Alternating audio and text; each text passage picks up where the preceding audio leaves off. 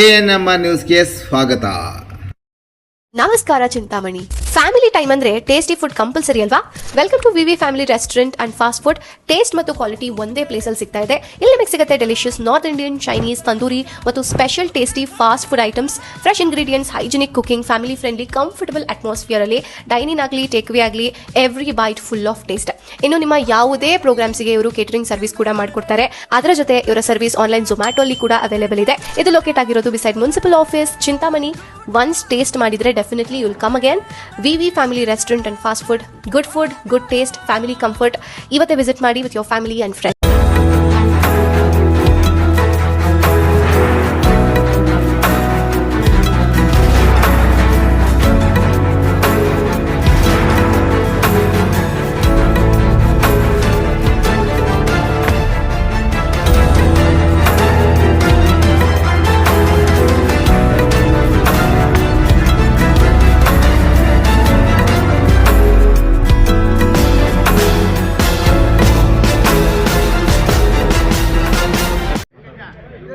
ಕಾನೂನಿಗೆ ಸಂಬಂಧಪಟ್ಟಂತೆ ರಸ್ತೆಗಳನ್ನ ಮಾಡುವಂತ, ರಸ್ತೆಗಳಿಗೆ ಪೂಜೆ ಮಾಡುವಂತ ಕಾರ್ಯಕ್ರಮ ಬಹಳ ಹಿಂದೆನೇ ಆಗ್ಬೇಕಾಯ್ತು. ಇದು ಪೂಜೆ ಕಾರ್ಯಕ್ರಮ ಹಿಂದೆ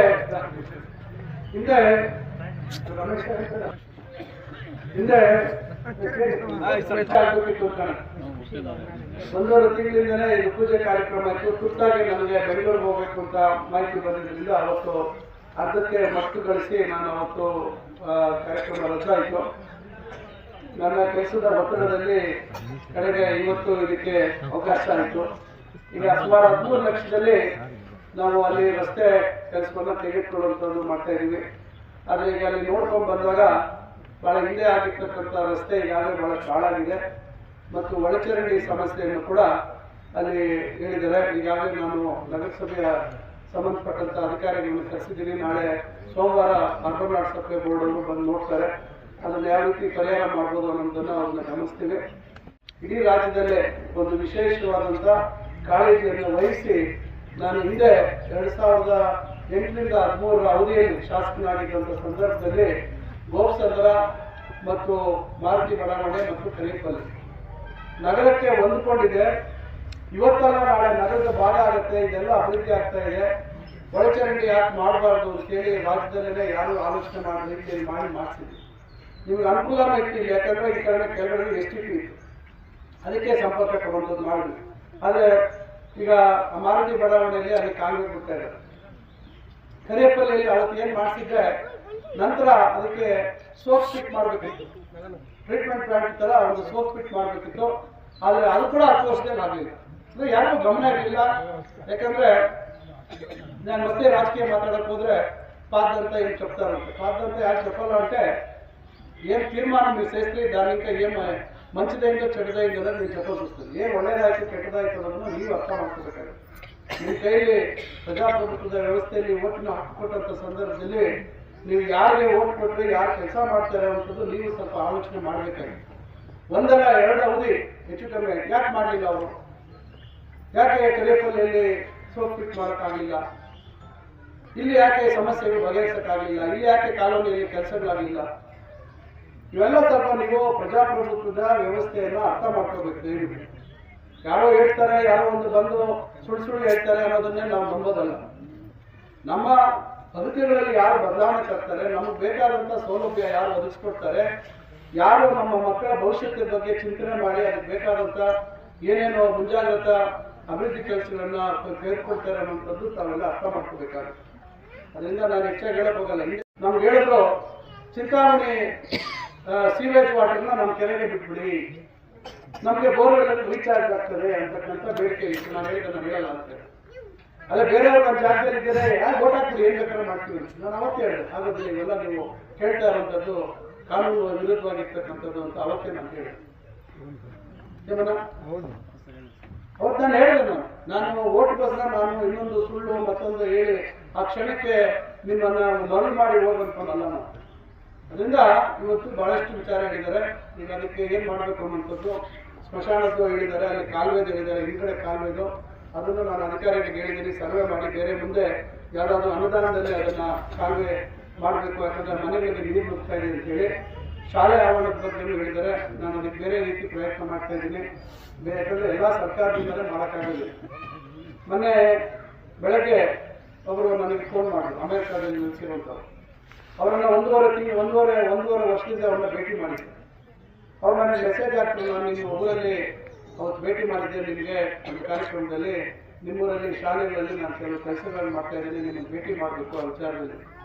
ನಾನು ತಕ್ಷಣ ಅವ್ರಿಗೆ ಫೋನ್ ಮಾಡಿ ಮೆಸೇಜ್ ಹಾಕಿದ್ದಕ್ಕೆ ಕಳಿಸ್ಕೊಂಡು ಇಲ್ಲ ಅವತ್ತೇ ನನ್ನ ಜೊತೆ ಬನ್ನಿ ಅಂತೇಳಿ ನಾನು ಕೆಲವು ಶಾಲೆಗಳೆಲ್ಲ ಹೋಗಿ ಅವ್ರನ್ನ ಕರ್ಕೊಂಡು ಹೋಗಿ ಅವ್ರು ಕೇಳಿದ್ರು ಎಷ್ಟು ದುಡ್ಡು ಬೇಕಾಗುತ್ತೆ ಅಂತ. ನಾನು ಹೇಳಿದೆ ಈ ರೀತಿ ಸುಮಾರು ಅಂದಾಜು ಇಷ್ಟು ದುಡ್ಡು ಬೇಕಾಗ್ಬೋದು. ಈಗ ಮಧ್ಯಾಹ್ನ ಬರ್ಬೇಕಾದ್ರೆ ಹೇಳಿದ್ರು, ಸರ್ ನಾನು ಯಾರು ಅಮೆರಿಕಾಗಿ ಮಾತಾಡಿದ್ದೀನಿ, ಅವರೇನೋ ಸಹಾಯ ಮಾಡ್ತೀನಿ ಅಂತ ಹೇಳಿದ್ದಾರೆ. ಅದು ಇಷ್ಟು ಮಟ್ಟಿಗೆ ಆಗುತ್ತೆ ಗೊತ್ತಿಲ್ಲ. ಆದರೆ ಪ್ರಯತ್ನ ಈ ರೀತಿ ನಾನಾ ರೀತಿಯಲ್ಲಿ ಪ್ರಯತ್ನಗಳನ್ನು ನಾವು ಮಾಡ್ತಾ ಇದ್ದೀವಿ. ನಾವು ಇನ್ನೊಬ್ಬರ ಸಚಿವರಿಗೆ ಬರ್ತದೆ ಇಲಾಖೆ, ನನ್ನ ಇಲಾಖೆ ಆಗಿದ್ರೆ ಯಾವತ್ತೂ ಕೊಡಿಸ್ಬಿಡ್ತಿದ್ದೆ. ಈಗ ನನ್ನ ಇಲಾಖೆಗೆ ಸಂಬಂಧಪಟ್ಟಂತೆ ನಾನು ಬಹುಶಃ ಯಾರು ನಿರೀಕ್ಷೆ ಮಾಡಿದ ರೀತಿಯಲ್ಲಿ ನಮ್ಮ ಇಲಾಖೆಗೆ ಸಂಬಂಧಪಟ್ಟಂತೆ ನಾನು ಇವತ್ತು ಪಾಲಿಟೆಕ್ನಿಕ್ ಬಹುಶಃ 76 ವರ್ಷ ಆಗಿದೆ. 3 ವರ್ಷಕ್ಕೆ ಬರೀ 76 ಕೋಟಿ ಕೊಡ್ತಿದ್ದೀನಿ ಅಷ್ಟೇ, ಜಾಸ್ತಿ ಕೊಡ್ತಿದ್ದೆ. 76 ವರ್ಷಕ್ಕೆ 76 ಕೋಟಿ ಕೊಡ್ತಿದ್ದೆ. ಮಹಿಳಾ ಕಾಲೇಜ್ಗೆ 23 ಕೋಟಿ ಕೊಡ್ತಿದ್ದೆ. ಬಾಲಕರ ಕಾಲೇಜ್ಗೆ 22-23 ಕೋಟಿ ಕೊಡ್ತಿದ್ದೆ. 14 ಕುಂಟೆ ಅಲ್ಲಿ ಒಳಗಡೆ ಖಾಸಗಿ ಜಾಗ ಇತ್ತು, ಅದನ್ನ ಭೂಸ್ವಾಧೀನ ಪ್ರಕ್ರಿಯೆಗೆ 500 ಕೋಟಿ ಕೊಡ್ತಿದ್ದೆ. ಇಷ್ಟೆಲ್ಲ ನಮ್ಮ ಇಲಾಖೆಯಲ್ಲಿ ನಾವು ಮಾಡುವಂಥ ಪ್ರಯತ್ನ. ಮತ್ತೆ ಇಂಜಿನಿಯರಿಂಗ್ ಕಾಲೇಜು 160 ಕೋಟಿಯಲ್ಲಿ ಬಿಲ್ಡಿಂಗ್ ಆಗ್ತಾ ಇದೆ. ಈಗಾಗಲೇ 3rd ಸೆಮಿಸ್ಟರ್ ಪರೀಕ್ಷೆ ಬರೀತಾ ಇದ್ದಾರೆ ಮಕ್ಕಳು. 2ನೇ ವರ್ಷದ ಇಂಜಿನಿಯರಿಂಗ್ ನಡೀತಾ ಇದೆ.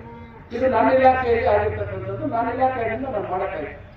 ಶಾಲಾ ಅಭಿವೃದ್ಧಿ ಇಲಾಖೆ ಬೇರೆ ಮಂತ್ರಿಗಳಿಗೆ ಬರ್ತದೆ. ನಾನು ಅವ್ರಿಗೆ ವಿನಂತಿ ಮಾಡ್ಕೊಂಡಿದ್ದೀನಿ, ಅನುದಾನ ಬೇಕು ಅಂತ. ಯಾವುದೇ ಅವ್ರು ಕೂಡ ಆಗ್ತಾ ಇದೆ. ಏನೋ ಸ್ವಲ್ಪ ಒಂದು 3-4 ಸ್ಕೂಲ್ ಮಾತ್ರ ನನಗೆ ಕೊಟ್ಟಿದ್ದಾರೆ. ಆದರೆ ನಮ್ಮ ಬೇಡಿಕೆ ದೊಡ್ಡದಾಗಿತ್ತು. ಅದಕ್ಕೆ ನಾನು ಬೇರೆ ಬೇರೆ ಮೂಲಗಳಲ್ಲಿ ಪ್ರಯತ್ನ ಮಾಡ್ತಾ ಇದ್ದೀನಿ. ನಾನು ಒಂದು ಇಲ್ಲಿ ತಮಗೆ ಹೇಳುವಂಥದ್ದು, ಇಲ್ಲಿ ಮಹಿಳೆಯರೆಲ್ಲ ತಾವಿದ್ದೀರ, ದಯವಿಟ್ಟು ನಾನು ಹೇಳುವಂಥದ್ದು ಈಗ ಹೇಳ್ತಾರೆ, ಆವಾಗ ಬ್ಲಾಕ್ ಆಗುತ್ತೆ. ಲೆವೆಲ್ಸ್ ಇಲ್ಲ ಅಂದ್ರೆ ಲೆವೆಲ್ಸ್ ಪ್ರಶ್ನೆ ಅಲ್ಲ. ಬ್ಲಾಕ್ ಆಗ್ತಾ ಇರುವಂಥದ್ದು ತಾವು ಸ್ಯಾನಿಟರಿ ಪ್ಯಾಡು, ಬೇರೆ ಬಟ್ಟೆಗಳು ಅವರಿಗೆ ಇವು ದಯವಿಟ್ಟು ಇದು UGD ಹಾಕಬಾರ್ದು. ಅದೇನಾಗುತ್ತೆ, ಅದೆಲ್ಲ ಅದರಲ್ಲಿ ಕುಷನ್ ಸ್ಪಂಜ್ ಇರ್ತದೆ, ಹತ್ತಿ ಇರ್ತದೆ, ಹತ್ತಿ ಥರ ಎಲ್ಲ ಬ್ಲೋಟ್ ಆಗುತ್ತೆ. 6 ಇಂಚು ಪೈಪ್ ಇರ್ತದೆ, ಅದ್ರಲ್ಲಿ ಬ್ಲಾಕ್ ಆಗುತ್ತೆ, ರಿವರ್ಸ್ ಬರ್ತದೆ. ಇದೆಲ್ಲ ನಾವು ನಿರಂತರವಾಗಿ ಎಲ್ರಿಗೂ ಹೇಳ್ತಾರೆ ಇರ್ತೀವಿ. ಆಮೇಲೆ ಎಲ್ಲ ಒಂದು ಸಮಸ್ಯೆ, ನನಗೆ ಟೌನಲ್ಲಿ ಇದೇ ಸಮಸ್ಯೆ ಇದೆ. ಒಳಚರಂಡಿ ವ್ಯವಸ್ಥೆ ಅಂದರೆ ಹೊರಗಡೆ ಹೋಗೋ ಬದಲು ಭೂಮಿ ಒಳಗೆ ಹೋಗ್ಬಿಡ್ತಾರೆ. ಈಗ ಹಿಂದೆ ನಾವೇನು ಮಾಡ್ತಾ ಇದ್ವಿ, ಬಚ್ಚಲ ಮನೆ ನೀರು, ಅಡುಗೆ ಮನೆ ನೀರು, ಇವೆಲ್ಲ ಮನೆ ಮುಂದೆ ಚರಂಡಿ ಬಿಡ್ತಾ ಇದ್ವಿ. ಇನ್ನು ಟಾಯ್ಲೆಟ್ಗೂ ಫಿಟ್ ಮಾಡಿಬಿಡ್ತಾ ಇದ್ವಿ. ಅಂಡರ್ಗ್ರೌಂಡ್ ಡ್ರೈನೇಜ್ ಅಂದರೆ ಟಾಯ್ಲೆಟ್ಗೂ ಫಿಟ್ದು ಕನೆಕ್ಷನ್ನು, ಬಚ್ಚಲ ಮನೆ ನೀರು, ಅಡುಗೆ ಮನೆ ನೀರು, ಇವೆಲ್ಲ ಅದಕ್ಕೆ ಕನೆಕ್ಷನ್ ಕೊಟ್ಟರೆ ಅದು ಸುಗಮವಾಗಿ ಅದು ಹರಿದೋಗುತ್ತೆ. ನೀವು ಹಂಗಲ್ಲ ಎಲ್ಲರೂ ಮಾಡ್ತಾ ಇರೋಂಥದ್ದು. ಅಡುಗೆ ಮನೆ, ಬಚ್ಚಲ ಮನೆ ನೀರು ನಮ್ಮ ಮನೆ ಮುಂದೆನೇ ಹರಿಲಿ, ಮೋರಿ ನೀರು. ಬರೀ ಟಾಯ್ಲೆಟ್ ಫಿಟ್ ಮಾತ್ರ ಕೊಟ್ಟರೆ ಆಗುತ್ತೆ, ಖಂಡಿತ ಅದು ರಾಂಗ್, ತಪ್ಪು. ಈಗ ಯಾರ್ಯಾರು ಅಕಸ್ಮಾತ್ ಕೊಟ್ಟಿಲ್ಲ, ದಯವಿಟ್ಟು ನೀವು UGDಗೆ ಕನೆಕ್ಷನ್ ಕೊಡಬೇಕು. UGDಗೆ ಇದೆಲ್ಲ ಕನೆಕ್ಷನ್ ಕೊಟ್ಟರೆ ಅದು ಸರಿಯಾದ ರೀತಿ ಕೆಲಸ ಮಾಡುತ್ತೆ, ಸರಾಗವಾಗಿ ಹರಿದೋಗುತ್ತೆ. ಆಮೇಲೆ ನಿಮ್ಮ ಮನೆ ಮುಂದೆ ಇರೋ ಚರಂಡಿಯಲ್ಲಿ ಮಳೆ ಬಂದಾಗ ಮಾತ್ರ ನೀರು ಹರಿತದೆ, ಮಳೆ ಇದ್ದಾಗ ಆರಾಮಾಗಿ ಒಣಗಿರ್ತದೆ. ಬರೀ ಮಳೆ ನೀರು ಹರಿಯುವಂಥದಕ್ಕೆ ಮಾತ್ರ ಮನೆ ಮುಂದೆ ಚರಂಡಿ ಮಾಡುವಂಥದ್ದು ಒಂದು ಒಳಚರಂಡಿ ವ್ಯವಸ್ಥೆ ಇರುವಂಥ ಒಂದು ಪ್ರದೇಶದಲ್ಲಿ ದಯವಿಟ್ಟು ಇದನ್ನು ದಯವಿಟ್ಟು ಅರ್ಥ ಮಾಡ್ಕೋಬೇಕು. ಇದನ್ನು ನಾವು ಟೌನಲ್ಲೂ ಹೇಳ್ತಾ ಇದ್ದೀವಿ. ಬಹಳಷ್ಟು ಕಡೆ ಬಹುತೇಕ ಹೊಸ ಬಡಾವಣೆಗಳೆಲ್ಲ ಅವೆಲ್ಲ ಮಾಡಿದ್ದಾರೆ. ಹಳೆ ಬಡಾವಣೆಗಳಲ್ಲಿ ತಿಳುವಳಿಕೆ ಕಮ್ಮಿಯಾಗಿ ನಾನು ಈಗ ಬಹಳ ಕಟ್ಟಿಟ್ಟಾಗಿ ಹೇಳ್ತಾ ಇದ್ದೀನಿ ಅಧಿಕಾರಿಗಳು ಹೊಸರು ಮತ್ತು ಅವರೇ ಕೊಡ್ತಾರೆ ಕನೆಕ್ಷನ್. ನಾವು ಎಷ್ಟು ಅಂತ ಒಳ್ಳೆ ರೀತಿಯಲ್ಲಿ ಹೇಳಕ್ಕೆ ಸಾಧ್ಯ, ಯಾರಿಗೋಸ್ಕರ ಹೇಳ್ತಾ ಇದ್ದೀವಿ. ಮನೆ ಮುಂದೆ ನೀರು ನಿಂತರೆ ಸೊಳ್ಳೆಗಳು ಉತ್ಪತ್ತಿ ಆಗುತ್ತೆ. ಸೊಳ್ಳೆಗಳು ಉತ್ಪತ್ತಿ ಆಗಿ ಪಕ್ಕದ ಮನೆಗೆ ಹೋಗಚ್ಚತ್ತ, ಪಕ್ಕದೂರಿಗೆ ಬುರ್ಮಾಟ್ಗಳಿಗೆ ಹೋಗಿ ಅಷ್ಟೊತ್ತರಲ್ಲಿ ಕಚ್ಚತ್ತೇನು? ಏನೋ ಸೀಟಿಗಳು ಡೋಪ್ಸನ್ನು ನೀರು ಕಳಿಸ್ತಾ ಇಲ್ಲ ಅಂತ ಇವೆಲ್ಲ ನಾನು ಕೆಲವು ಮಾತುಗಳು ಹೇಳ್ತೇನೆ. ಕೆಲವರಿಗೆ ಇದು ಇಷ್ಟ ಆಗಲ್ಲ, ಏನು ಇದು ಮಾತಾಡ್ತಾರೆ ಅಂತಾರೆ. ಯಾರು ಇಲ್ಲಿ ಪ್ರಧಾನ ಮಂತ್ರಿ ಗತಶಕ್ತಿ ಪೋರ್ಟಲ್ ಅಲ್ಲಿ ಏನು ಎಂಟ್ರಿ ಆಗಿರ್ತದೆ ವರ್ಕು ಅದನ್ನೇ ಮಾಡ್ಬೇಕು. ನಾಳೆ ಅದರಲ್ಲೇನಾದರೂ ಈ ಹೈವೇಗೆ ಕೆಲಸ ಮಾಡಬೇಕು ಅಂದರೆ ಉದ್ಯೋಗ ಖಾತ್ರಿಯಲ್ಲಿ ಯಾರು ಜಾಬ್ ಕಾರ್ಡ್ ಇರ್ತದೆ ಈ ಹೈವೇ ಕೆಲಸ ಮಾಡಬೇಕು. ಇಲ್ಲ ಇನ್ನೊಂದು ಏನಾದರೂ ಹೇಳಿದ್ರೆ ನಿಮ್ಮೂರಲ್ಲಿ ಡ್ರೈನು ಇನ್ನೊಂದು ಮಾಡೋದಕ್ಕೆ ನಿಮ್ಗೆ ಸ್ವಾತಂತ್ರ್ಯ ಇರೋದಿಲ್ಲ. ಆಮೇಲೆ ಎಲ್ಲ ಪಂಚಾಯತಿನೂ ಆಯ್ಕೆ ಮಾಡಲ್ಲ, ಅವ್ರು ಯಾವ್ದು ಆಯ್ಕೆ ಮಾಡ್ತಾರೆ ಅದೇ. ಹಿಂದೆ ಹಂಗಲ್ಲ, ಇಡೀ ದೇಶದ ಎಲ್ಲ ಗ್ರಾಮ ಪಂಚಾಯತಿಗಳಲ್ಲಿ ಉದ್ಯೋಗ ಖಾತ್ರಿ ಕೆಲಸ ಆಗ್ತಿದೆ. ಈಗ ಬಹಳಷ್ಟು ಭವಿಷ್ಯ ನಿಮ್ಮೂರಲ್ಲೂ ಸಿಮೆಂಟ್ ರೋಡ್ಗಳು ಅದರಲ್ಲಿ ಆಗಿರ್ಬೋದು. ಮುಂದೆ ಅವೆಲ್ಲ ಏನು ಮಾಡೋಕ್ಕಾಗದೇ ಪರಿಸ್ಥಿತಿ ನಿರ್ಮಾಣ ಆಗಿದೆ. ಹಿಂದೆ ಕೇಂದ್ರ ಸರ್ಕಾರ 90% ದುಡ್ಡು ಕೊಡಬೇಕಿತ್ತು, ರಾಜ್ಯ ಸರ್ಕಾರ 10%. ಈಗ ಅವರು 60% ಕೇಂದ್ರ ಸರ್ಕಾರ ಕೊಡ್ತೀವಿ, 40% ರಾಜ್ಯ ಸರ್ಕಾರ ಕೊಡಬೇಕು ಅಂತ ಅವರೇ ಏರಿಕೆ ಮಾಡ್ತಾ ಇದ್ದಾರೆ. GST ಯಾರು ಏರಿಸಿದ್ದು? ಯಾರು ಮಾಡ್ತಿದ್ದು GST? ನರೇಂದ್ರ ಮೋದಿ ಅವರು ಬಂದ ಮೇಲೆ ಆಗಿದ್ದಲ್ಲಮ್ಮ ಪ್ರಧಾನಮಂತ್ರಿ ಆದಾಗ. 7 ವರ್ಷ ಚರ್ಮ ಎಲ್ಲ ಸುಳಿದ್ರಲ್ಲ, ಸುಳ್ಬಿಟ್ರಲ್ಲ. 28%, 18%, 12%, 5%. ಮೊನ್ನೆ ಅವರೇ ಕಮ್ಮಿ ಮಾಡ್ಬಿಟ್ಟು ಏನೋ ದೀಪಾವಳಿ ಗಿಫ್ಟ್ ಅಂತ ಎಲ್ಲರೂ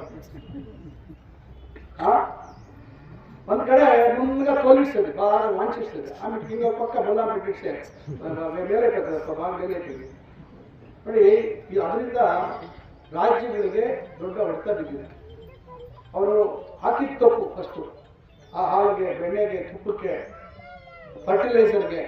ಈಗ ಅವ್ರ ಎಂಪಿಗಳೆಲ್ಲ ಟ್ರ್ಯಾಕ್ ಹತ್ಕೊಂಡು ಹೋಗ್ಬಿಟ್ಟು ಎಲ್ಲರೂ ಸ್ವೀಟ್ ತಿನ್ಸೋದು. ನಾವು ಕಮ್ಮಿ ಮಾಡಿಬಿಟ್ಟಿದ್ದೀವಿ, ನಮ್ಮ ಫರ್ಟಿಲೈಸರ್ ಮೇಲೆ, ಗೊಬ್ಬರದ ಮೇಲೆ ಹಾಕಿದ್ದಾರೆ. ಗೊಬ್ಬರದ ಮೇಲೆ ಹಿಂದೆ ಕಾಂಗ್ರೆಸ್ ಸರ್ಕಾರ ಇದ್ದಾಗ ಗೊಬ್ಬರಕ್ಕೆ ಸಬ್ಸಿಡಿ ಕೊಡ್ತಾರೆ ದೊಡ್ಡ ಮಟ್ಟದಲ್ಲಿ. ಇವರು ಗೆದ್ದ ತಕ್ಷಣ ಸಬ್ಸಿಡಿ ಕಿತ್ತಾಕಿದ್ರು. ಅದ್ರ ಮೇಲೆ GST, ಈ ತರ ಎಲ್ಲ ಇವೆಲ್ಲ ಆಗಿದೆ. ನಾನು ಯಾಕೆ ಇವೆಲ್ಲ ಹೇಳ್ತಾ ಇದ್ದೀನಿ, ಬಹಳಷ್ಟು ನಾವು ಸುಳ್ಳು ಮಾತುಗಳಿಗೆ, ಧರ್ಮದ ಹೆಸರಲ್ಲಿ ಮಾತಾಡುವಂತ ಮಾತುಗಳಿಗೆ ಮರಳಾಗ್ತಾ ಇದೆ. ಅಂದರೆ ನಾವು ಬೇರೆಯವರೆಲ್ಲ ನಾವು ಹಿಂದೂ ಧರ್ಮಕ್ಕೆ ಸೇರಿದವರಲ್ಲ. ಈ ರೀತಿಯಾಗಿ ಇವತ್ತು ನಮ್ಮ ಬದುಕಿನ ಮೇಲೆ ಇವತ್ತೇನಾಗಿದೆ, ಅದಕ್ಕೆ ಹೊಸ ಹೆಸರಿಟ್ಟಿದ್ದಾರೆ. ಮಹಾತ್ಮ ಗಾಂಧಿ ಅವರ ಹೆಸರಿಟ್ಟಿದ್ದು VD ರಾಮ್ ಜಿ, ಅಂದ್ರೆ ರಾಮ ಅಲ್ಲ, ಯೂನಿವರ್ಸಿಟೀಸ್ ಗ್ರಾಂಟ್ ಕಮಿಷನ್ ಅಂತ ಓದಿರೋದು. UGC ಗೊತ್ತಿರ್ತದೆ, AICT ಅಂತ ಇದೆ. ಈಗ ಅದನ್ನೆಲ್ಲ ತೆಗೆದಾಕ್ಬಿಟ್ಟು ಇನ್ನೊಂದು NCT ಅಂತಿದೆ. ಈಗ ಅದನ್ನು ತೆಗೆದಾಕ್ಬಿಟ್ಟು ವಿಕಸಿತ ಭಾರತ ಶಿಕ್ಷಾ ಅಧಿಷ್ಠಾನ, ಅದನ್ನ ಅರ್ಥ ಮಾಡ್ಕೊಳಕ್ಕೆ ನನಗೊಂದು ವಾರ ಆಯ್ತು, ಅವ್ರು ಗೊತ್ತಾಯ್ತು. ಶಿಕ್ಷಾ ಅಧಿಷ್ಠಾನ ಅಂತೇಳಿ ಈ ತರ ಎಲ್ಲ ಬರೀ ಹೊಸ ಹೊಸ ಹೆಸರುಗಳನ್ನ ಇಟ್ಕೊಂಡು ಇವತ್ತು ಜನರನ್ನ ಯಾಮಾರಿಸುವಂತ ಕೆಲಸ ಆಗ್ತದೆ. ನಾನು ಯಾಕೆ ಇವೆಲ್ಲ ಹೇಳ್ತಾ ಇದ್ದೀನಿ ಅಂದ್ರೆ, ಇವತ್ತು ನಿಮ್ಮ ಊರಲ್ಲಿ ಏನೇ ಕೆಲಸ ಆಗ್ಬೇಕಾದ್ರೆ ಬಂದು ಮಾಡಿಸುವಂತವ್ರು ನಾವು ಹೋಗುತ್ತಾರೆ. ಮಾಡಿಸ್ಬೇಕಾದಂಥವ್ರು ಇಲ್ಲ ಪಂಚಾಯತಿಯವ್ರು ಮಾಡಬೇಕು, ನಮ್ಮ ಪಂಚಾಯತಿಯವ್ರು ಇಲ್ಲ ನಾವು ಮಾಡಬೇಕು. ಅಲ್ಲೆಲ್ಲೋ ಕೂತ್ಕೊಂಡು ಏನೋ ಹೇಳ್ತಾರೆ ಅಂತೇಳಿ ಜಾತಿಗಳ ಮಧ್ಯೆ, ಧರ್ಮದ ಬಗ್ಗೆ ವ್ಯತ್ಯಾಸ ತಂದ್ರೆ, ನಾಳೆ ಊರಲ್ಲಿ ಏನಾದ್ರು ಗಲಭೆಗಳಾದ್ರೆ, ಮತ್ತೊಂದಾದ್ರೆ ನಷ್ಟ ಆಗೋದು ಯಾರು? ಕೋವಿಡ್ ಬಂತು, ಇಂಡಿಯಾ ಅಂದ್ರೆ, ಆಮೇಲೆ ವಿಕಸಿತ ಭಾರತ, ಭಾರತ ಈಗ ನಾವೇ ಹೇಳ್ತೀವಿ ಭಾರತ ಅಂತೀವಿ, ಇಲ್ಲ ಇಂಡಿಯಾ ಅಂತೀವಿ. ಈಗ ಇಂಡಿಯಾ ಅನ್ಬಾರ್ದಂತೆ, ಬರೀ ಭಾರತ ಅಂತ ಕರಿಬೇಕು. ಇಂಡಿಯಾನು ಕರಿತೀವಿ, ಭಾರತ ಅಂತೂ ಮುಂಚೆಯಿಂದ ಕರಿತಾ ಇದ್ದೀವಿ. ಈಗೆಲ್ಲ ದಾಖಲೆಗಳಲ್ಲಿ ಇಂಡಿಯನ್ ಪೀನಲ್ ಕೋಡ್ ಅಂದ್ರೆ ಅದಕ್ಕೆ ಭಾರತೀಯ ಇನ್ನೊಂದು BNSS ಇದೆ. ಅದರಿಂದ ವಿಕಸಿತ ಭಾರತ, G ಅಂದ್ರೆ ಗ್ಯಾರಂಟಿ, G. R ಅಂದ್ರೆ Viksit Bharat guarantee for Rozgar, Ajeevika mission Grameen. So VD G Ram G ನೋಡಿದ್ರಪ್ಪ, ರಾಮಕೃಷ್ಣ ವಿಕಸಿತ ಭಾರತ್ ಗ್ರಾಮ್ ಅಂತ ಇರೋದಿತ್ತಲ್ಲ, G ಸಪರೇಟ್ ಯಾಕೆ ಮಾಡಬೇಕಿತ್ತು? ಗ್ರಾಮ ಅಂತ ಗ್ರಾಮ ತಾನೆ, ಗ್ರಾಮದಲ್ಲಾಗ ಕೆಲಸ ತಾನೆ. ಗ್ರಾಮ್ G ಅಂತ ಇರ್ಬೋದಿತ್ತಲ್ಲ. ಇಲ್ಲೂ ಅಷ್ಟೇ ಜನರಿಗೆ ಯಾಮಾರಿಸುವಂತ ಕೆಲಸ.